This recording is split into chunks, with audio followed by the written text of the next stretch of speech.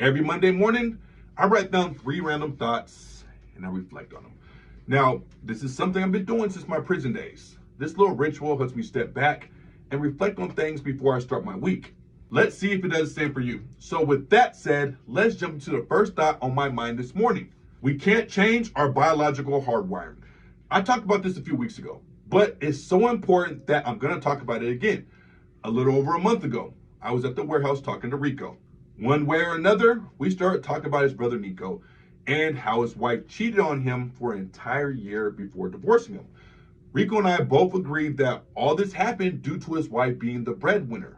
You'll see why in just a moment. But first, you have to understand something. Nico's wife cheating wasn't a sudden thing. It was a gradual loss of attraction.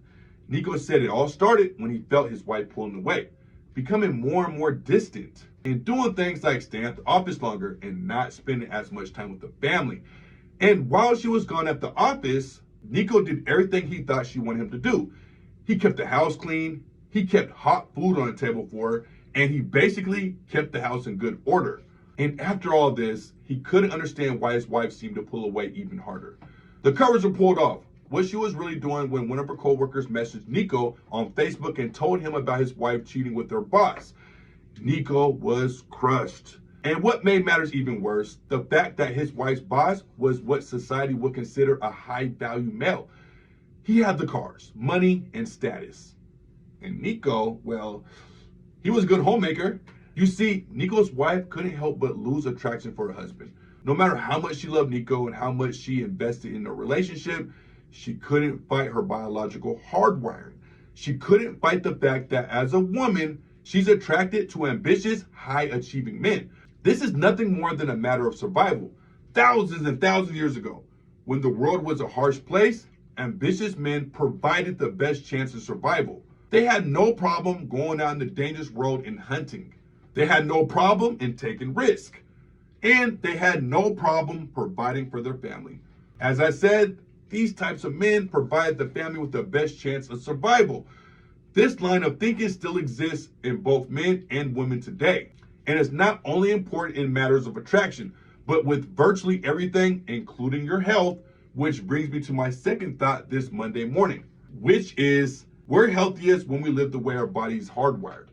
Ever wonder why 60% of modern Americans are considered overweight?